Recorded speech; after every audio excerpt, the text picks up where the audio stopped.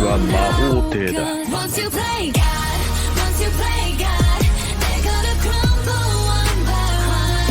Then we gonna ride into the sunlight, kiss the day. お前は Kingdom come. सोचो तुम्हें कोई लड़की अपने घर बुलाए, बोले प्लीज प्लीज मेरी हेल्प करो। तुम पूरा दिन उसकी मदद करो, उसकी महंगी महंगी चीजें खरीदो और अगले दिन तुम पर उसी के रेप का इल्जाम लगा दिया जाए। खत्म, गुड बाय, गया। जिंदगी भर जो कैरेक्टर तुमने बिल्ड किया था वो एक सेकंड में खत्म हो जाता है।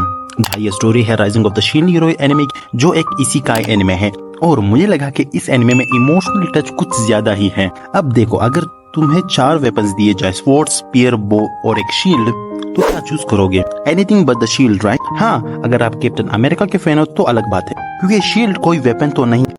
बात तो सही है।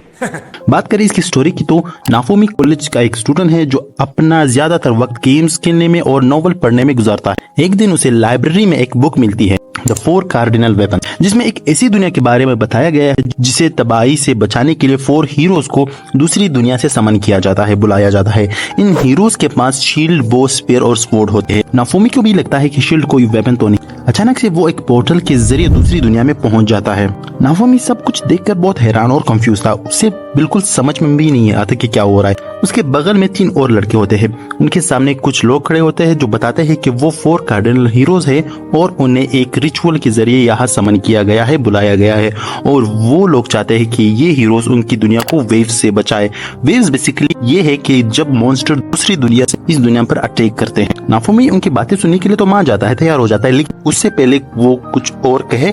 बाकी हीरोज कहते हैं कि वो उनकी मदद क्यों करे, इसमें उनका क्या फायदा है। ये सुनकर नाफुमी सोचने लगता है कि ये तो बिना कुछ किए ही इज्जत और रिवॉर्ड की बातें कर रहे हैं। फिर उन सभी को किंग के पैलेस में ले जाया जाता है। किंग उनका वेलकम करता है और सारे हीरोज को अपना इंट्रोडक्शन देने के लिए बोलता है, लेकिन जब नाफुमी की बारी आती है तो शील्ड हीरो को बिल्कुल किंग इग्नोर ही कर देता है और आगे बात करने लगता है। नाफुमी उसे बोलता है, रोकता है और कहता है कि ओए किंग, ये क्या बात हुई है, मुझे क्यों इग्नोर कर रहे हो? तो बाकी रोज उसे टोकते हैं कि वो किंग है, तुम इस तरह बात ना करो, लेकिन शील्ड हीरो कहता है कि यार उसने मुझे सामने से ही इग्नोर कर दिया। फिर वो अपना इंट्रो देता है, लेकिन फिर भी कोई ध्यान नहीं देता। किंग बताता है कि उन्हें वेव्स से लड़कर दुनिया को बचाना है। हर कंट्री के पास अपना एक ड्रैगन ओवर ग्लास होता है जो वेव्स के आने का वक्त बताता है। पहली वेव्स में उनके काफी सोल्जर्स और नाइट वगैरह मारे गए थे, इसलिए उन्होंने हीरोज को समन करने का फैसला किया। हीरोज मदद करने के लिए राजी हो जाते हैं, लेकिन पूरी इज्जत और खातिरदारी के साथ। वो सभी अपना स्टेटस बार चेक करते हैं तो उन्हें पता चलता है कि अभी उनका लेवल बहुत कम है, लेवल 1 ही है, तो उन्हें एडवेंचर्स पर जाकर अपना लेवल बढ़ाना है।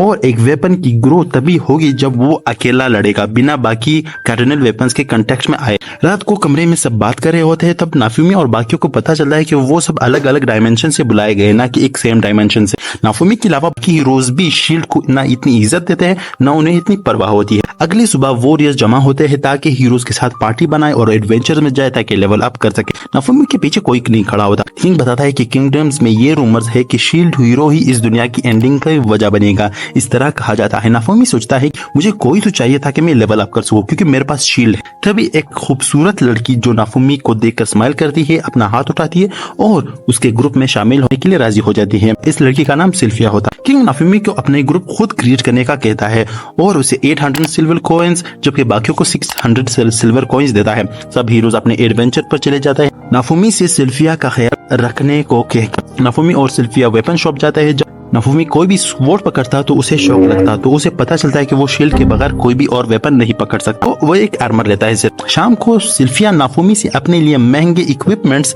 खरीदने को कहती है, उस पर जोर करती है और एक महंगा स्वॉर्ड लेती है। डिनर पर सिल्फिया उसे अल्कोहल ऑफर करती है, लेकिन वो मना कर देता है। फिर रात को नाफुमी जब अपने रूम में सोने के लिए जाता है तो उसके पास सिर्फ 200 कॉइन बचे होते हैं और वो उसके बाद सो जाता है।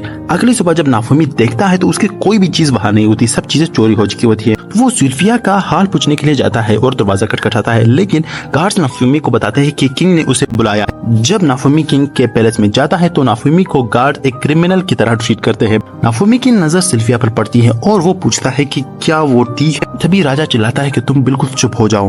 फिर सिल्फिया से कहता है कि वो सब बताए जो उसने हमें बताया था। तो सिल्फिया बताती है कि रात को शील्ड हीरो अल्कोहल पीने के बाद उसके रूम में आया और उसके साथ जबरदस्ती करने लगा और मेरे सारे कपड़े फाड़ दिए। वो किसी तरह भाग स्पेयर हीरो के पास चली गई और वो यहाँ आ गई। नाफुमी कहता है कि वो तो खाना खाने के बाद सीधा सो गया, लेकिन कोई भी उसकी बात का यकीन नहीं करता। इवन हीरोज तक भी उसे बुरा भला कहते हैं। उसके बाद नाफुमी सिल्फिया को देखता है तो वो चिढ़ाती हुई उसे देखती है, वो फेस बनाती है। नाफुमी को सब कुछ याद आ जाता और वो समझ जाता है कि वो सब झूठ था। वो मुस्कुराना, वो बात बात ऐसा दिखाना कि उसे तुम्हारी परवाह हो, वो सब एक झूठ था। वो समझ जाता है कि ये तो सब स्टार्टिंग से ही एक ट्रैप था और बोलता है मुझे अपने घर भेज। मैं ऐसे लोगों के लिए अपनी जान जोखिम में क्यों डाल जो मुझ पर इस तरह इल्जाम लगाते हैं। मैं इस तरह लोगों के लिए क्यों लड़ूं जो मेरे साथ ऐसा कर रहे हैं। लेकिन किंग बताता है जब तक सारे हीरोज मर नहीं जाते बाकी हीरोज को समन नहीं किया जा सकता।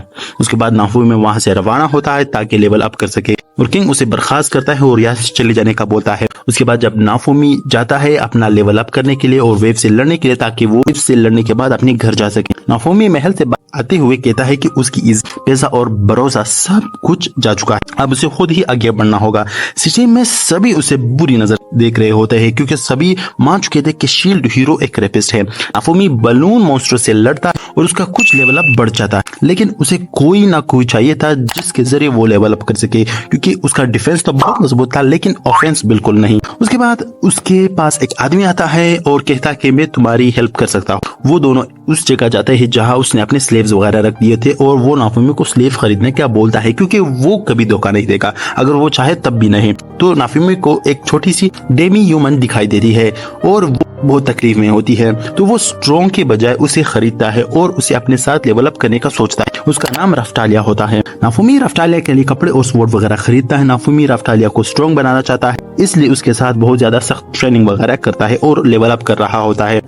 वो किस तरह अपनी बदनामी का बदला लेता है, किस तरह लेवल अप करेगा और उसका शील्ड उसके लिए कितना फायदेमंद साबित होता है और रफ्टालिया का इसमें क्या रोल होने वाला है, ये सब हमें इस एनिमे में दिखाया जाता है। अब बात करें इस एनिमे की, तो इस एनिमे में जो मेन चीज है वो है कि कैसे ये शील्ड हीरो जिस पर एक रेपिस्ट का इल्जाम लगा है वो कैसे राइज करता है, वो अपने लिए पैसे कैसे कमाता है, सर्वाइव कैसे करेगा, जबकि सिटी के तमाम लोग उसे एक रेपिस्ट ही समझते हैं। ये एनिमे तुम्हें सीरियसली रिलेट करता है नाफुमी के पेन। मतलब अगर तुम्हें कभी भी दोस्ती में धोखा मिला हो तो ये एनिमे देख तुम्हारी इनर शील्ड एक्टिव हो जाएगी, तुम किसी और पे भरोसा तक नहीं कर पाते। इसके बाद इस एनिमे को गेम की तरह बनाया गया है। उसकी शील्ड में काफी लेवल अप्स होते हैं, वो अलग अलग शील्ड एक्टिव कर सकता है जो देखकर भाई कसम से बहुत कूल लगता है। वो अपनी शील्ड से प्लांट्स की क्वालिटी बेहतर कर सकता है, मेडिसिन वगैरह बना सकता है और काफी और शील्ड्स बना सकता है। चीजें कंज्यूम करते करते उन्हें अनलॉक कर सकता है जो इस एनिमे को बहुत इंटरेस्टिंग बनाती है। इसके कैरेक्टर डेवलपमेंट को बहुत अच्छे से दिखाया गया। नाफुमी का ट्रांसफॉर्मेशन, एक खुश रहने वाला दिल का अच्छा बंदा कैसे सबकी नजरों में बस एक विलन बन जाता है। इसकी वर्ल्ड बिल्डिंग तो इतनी अच्छी नहीं लेकिन फिर भी आपको इतना बोर नहीं करती। अब बात करें इसकी कमियों की, इसके नेगेटिव्स की, तो जो सबसे बड़ी खामी आती है कि जो चीज इस एनिमे को बेच रही थी कि शील्ड हीरो कैसे अपना बदला लेगा, कैसे खुद को बेकसूर साबित करेगा, किस तरह वो इज्जत वापस लेगा इन सब से, वो सब एक ही सीजन में खत्म हो जाता है जिसके बाद एनिमे अपना इंटरेस्ट खो देता है और सीजन 2 बहुत ही अनकंसिस्टेंट लगता है जिसे देख के यार मजा नहीं आता। इसके अलावा साइड हीरोज तो टोटल एल, वॉर्ड, स्पीयर और बो वाले हीरोज को देख के लगता ही नहीं कि ये हीरोज है, बस उनके अंदर ओवर कॉन्फिडेंस और जेलसी वगैरह ही होती है। यार एंड में मैं बस यही बोलना चाहूंगा कि rising of the shield hero एक इमोशनल रोलर कोस्टर है। ट्रस्ट, बिट्रियल, रिवेंज और कमबैक सब एक ही एनिमे में मिलता है लेकिन वो सिर्फ एक ही सीजन के लिए होता है क्योंकि सेकंड सीजन आते ही वो सब खत्म हो जाता है।